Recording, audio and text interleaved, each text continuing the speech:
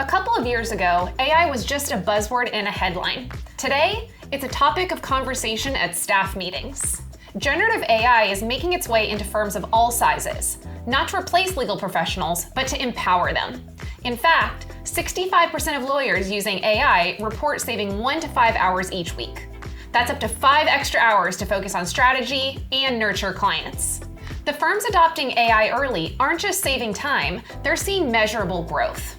Because when technology handles the busy work, you can get back to doing what matters most, delivering outstanding outcomes for your clients.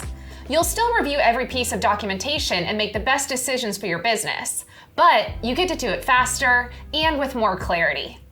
This isn't about cutting corners, it's about cutting friction. The future of legal work is here, and with tools like 8 AM IQ for MyCase, your firm can help shape what comes next.